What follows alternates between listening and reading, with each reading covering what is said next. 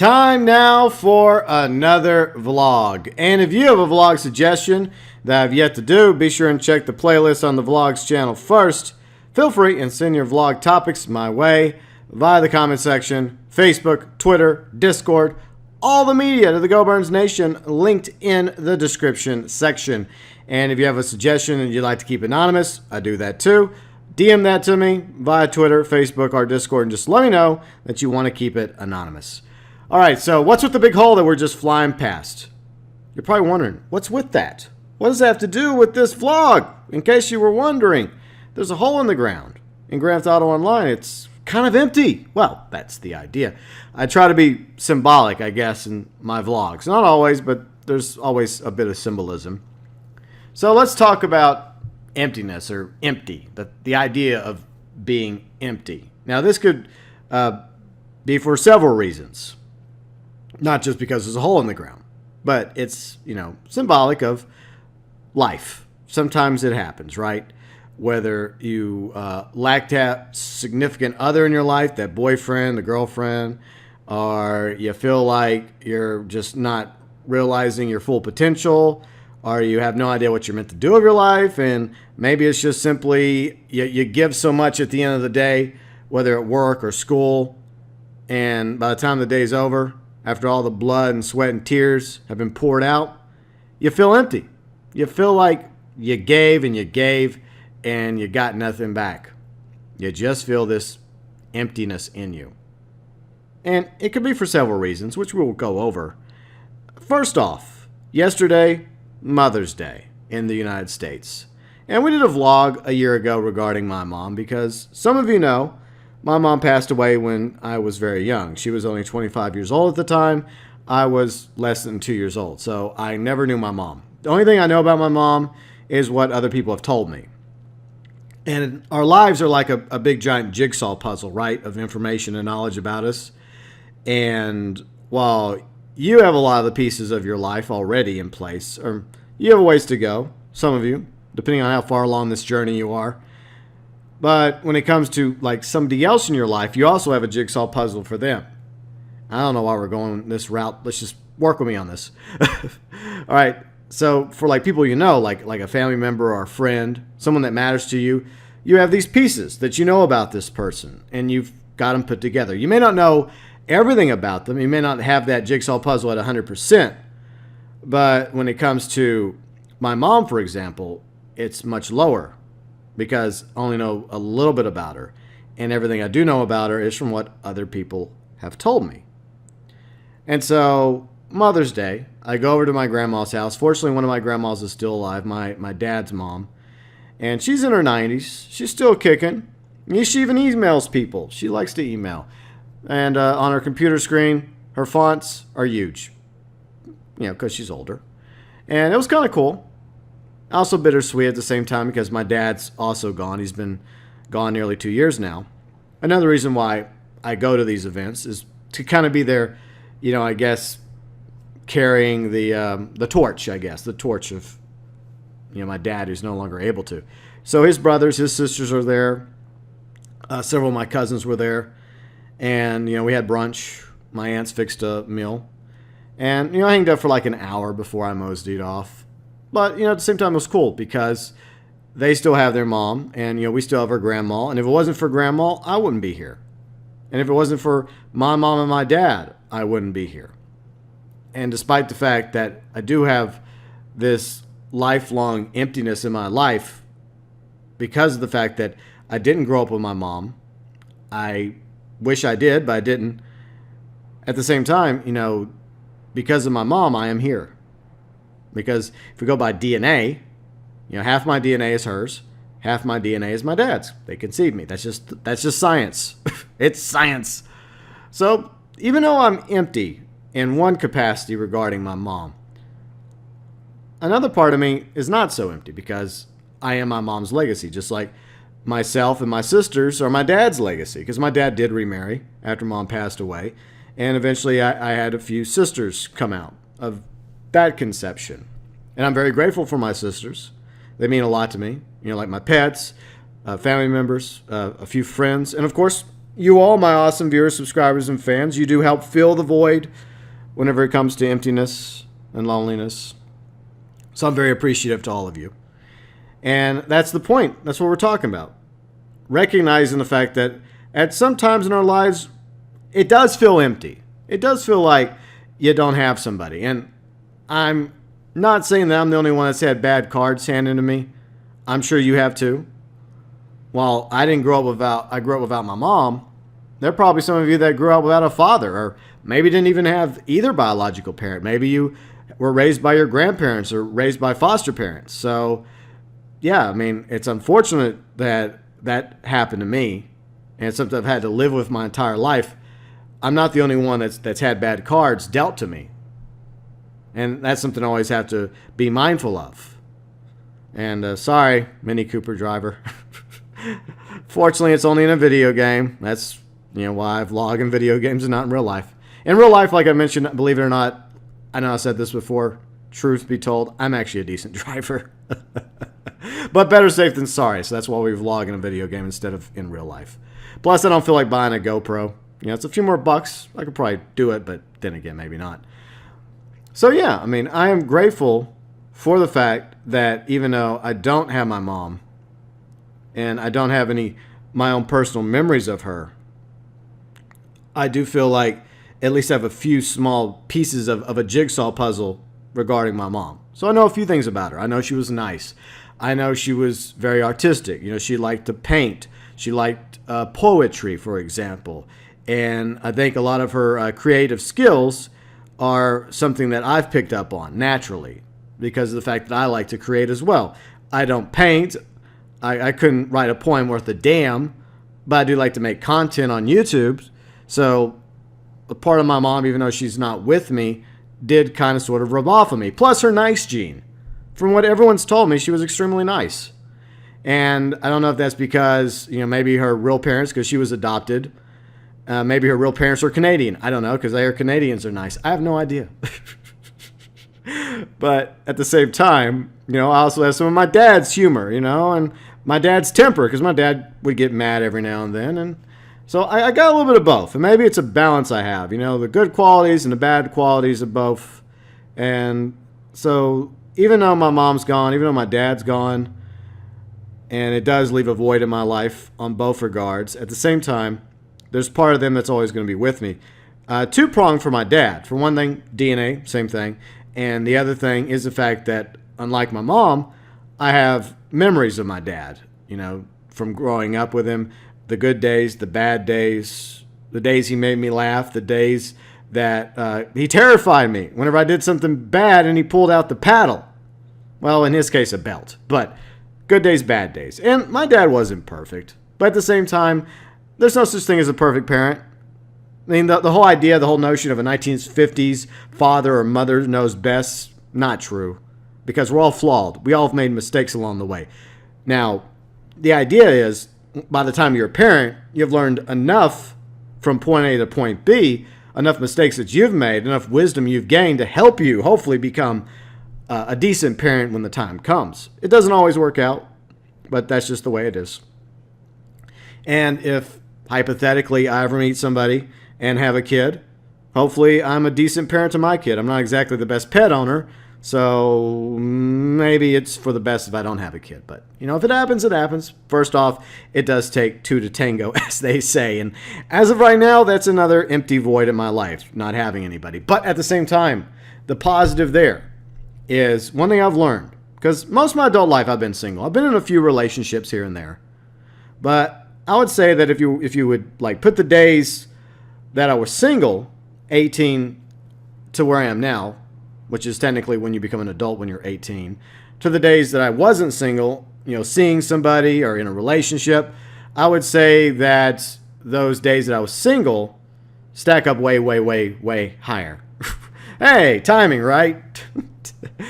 Taking the Deluxo into the sky right then and there. So, yeah, admittedly, been single most of my adult life, but I've gotten to the point now, from the relationships I've been in, some good, some not so good, others bad, that I would rather be single and happy, most of the time or some of the time, than in a miserable relationship or marriage. Because we do have this craving, this wiring to fill a void in our life by hopefully finding somebody special. Whether it's a boyfriend, a girlfriend, a husband, a wife, a partner, a companion, whatever you happen to be into. The point is to find somebody that you click with, the chemistry, love, romance, a future that you will hopefully build together. And hopefully it won't end. Hopefully, if it does end, it ends because one of you unfortunately passes away. It doesn't end in a bitter divorce, with attorneys and you losing your home and all that nonsense. So if I had to pick between continuing to be single and ending up in a miserable relationship again, which I've had in the past, or even worse, a bad marriage, I think I'd rather be single. Even though I do have an emptiness, I do have a longing to have somebody in my life, somebody special. I think we all, not all of us, but a lot of us are wired that way, where we want a companion. In hindsight, I'd rather be single, because I've gotten used to being single, and I can deal with that. One thing I cannot deal with, one thing I cannot stand, is another bad relationship. And I don't think I could tolerate that. Now, maybe one day I will find that significant other, that special person that I'm meant to be with. And hopefully it'll be worth the wait, and hopefully they will compliment me and I will compliment them. And when we're together, you're going to feel like, wow, this is the person that I was meant to be with. And hopefully I will spend the next few years and decades of my life with them. And they'll be the best years of my life. Hopefully. You can always hope, right? But until then, there is that emptiness as well.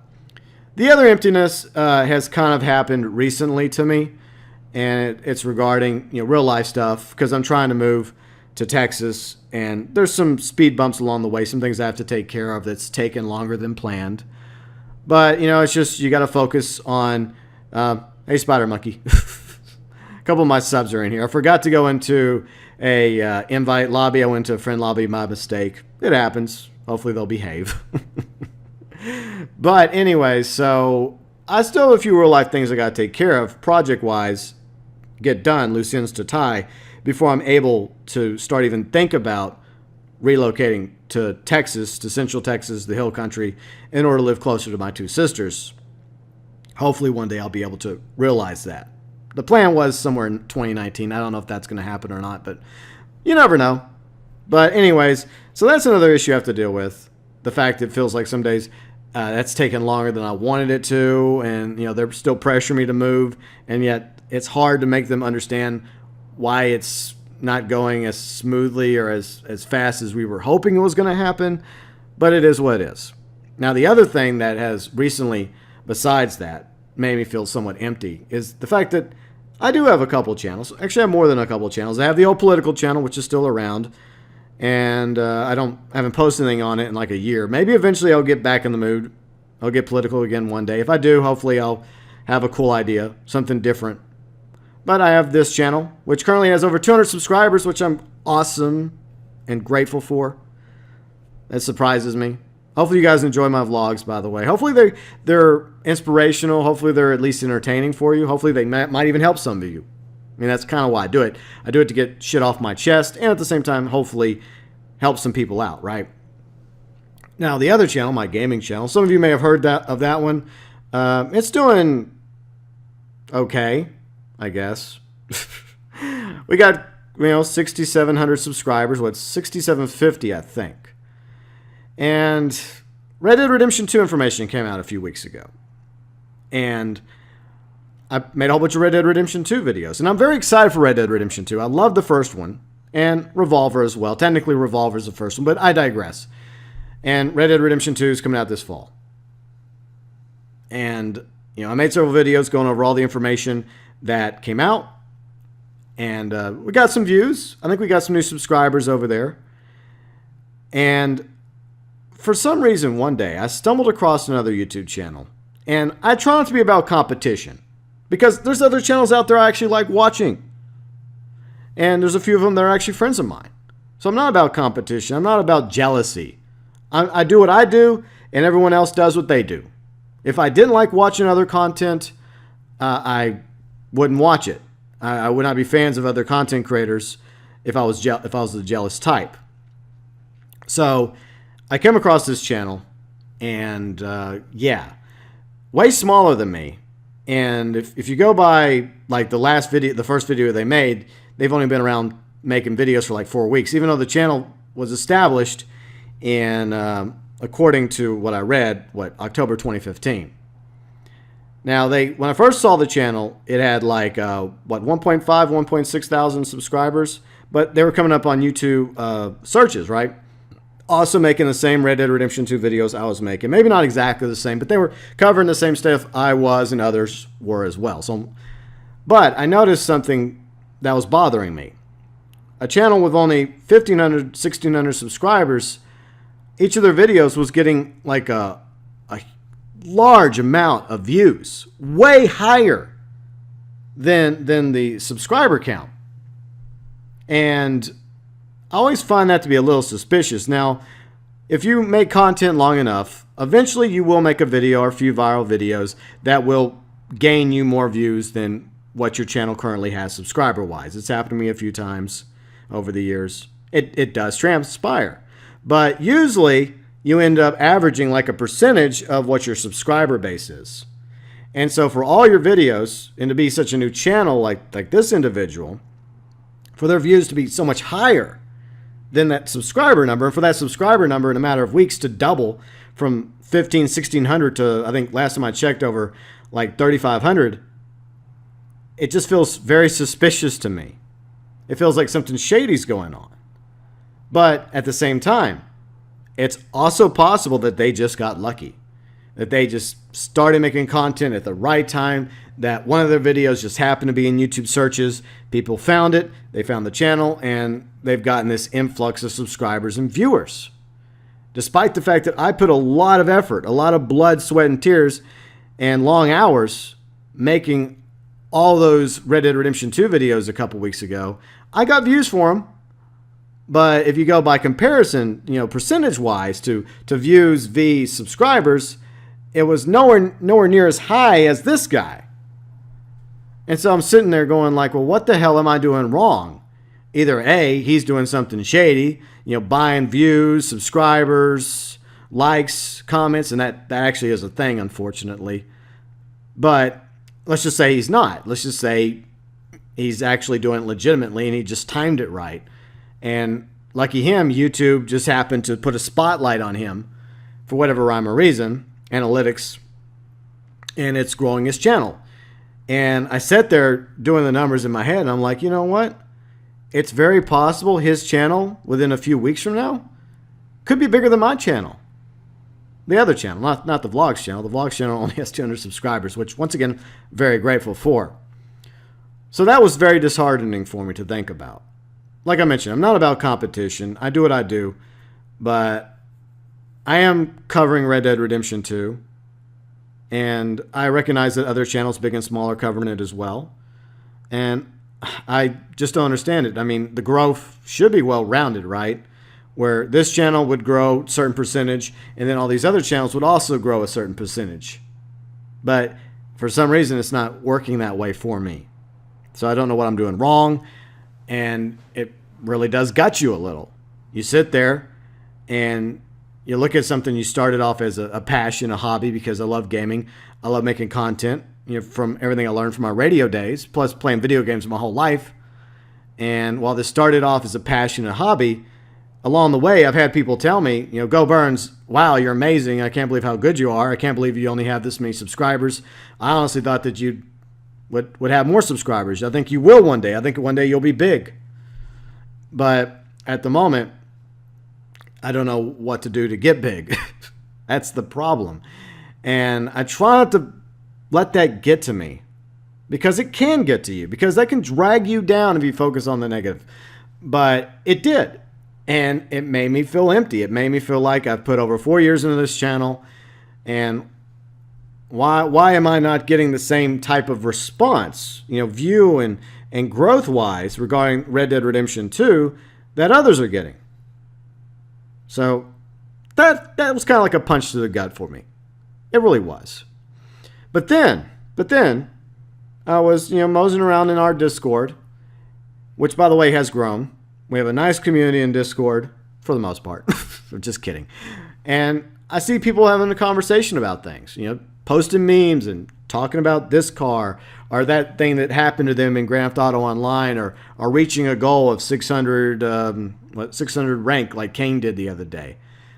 And it made me realize something. You know what? I've built something. I have. And maybe I haven't gotten to the point yet to where I'm big, Maybe I never will. Maybe that'll never happen for me. Maybe that's just not meant to be. But maybe the lesson here is that sometimes we focus so much on that, and we feel like we're not succeeding where we should be for whatever rhyme or reason, whether it's luck or I just outright suck, I don't know. But then I also have to look backwards and humble myself and remind myself on March 20th, 2014, when I put my first video up on that other channel, do you know how many subscribers I had? I had 0. 0 subscribers day one. March 20th, 2014. Fast forward to right now, I have 6,750 plus. Over a 4-year period. Some channels rise faster than other channels. I have a friend who I met through Carrick. Some of you know her. We were about the same size when we met. She's larger than me now. She has, 20,000 subscribers. And she does a good job. She's very professional. She's fun. She's an excellent gamer. She does great live streams. She's very interactive. And she's earned those subscribers. I'm not jealous of her. I'm proud of her. And there's another YouTuber out there that I used to watch when Breath of the Wild came out. And his channel was only 6 months old when his channel blew up. He was covering Nintendo, and I guess he was smart about it. He didn't cuss. He did everything right. I don't know if he's still making YouTube videos. Maybe he is, maybe he isn't. But he got blessed or anointed by YouTube. Well, Nintendo. And he was covering Breath of the Wild, and that led a lot of people to his channel. And when Breath of the Wild came out, he was one of the few that actually could technically live stream and do Nintendo Zelda gameplay without, with the wrath of Nintendo coming down upon him, because he was one of the blessed few. But it helped his channel. He did everything right. He timed it right. He came in at the right time. And it worked out for him. He went from nothing to something in 6 months' time. So it's crazy how YouTube is. It's freaking crazy.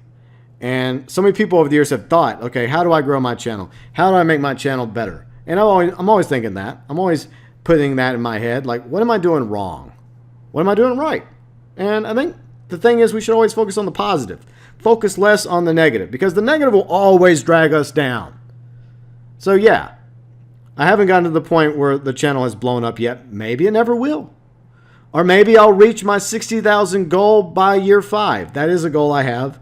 I would like to at least get 60,000 subscribers by March 20th, 2019. Whether or not it happens or not remains to be seen. If it doesn't, it sucks. I did my best, but sometimes your best isn't good enough, as the old saying goes.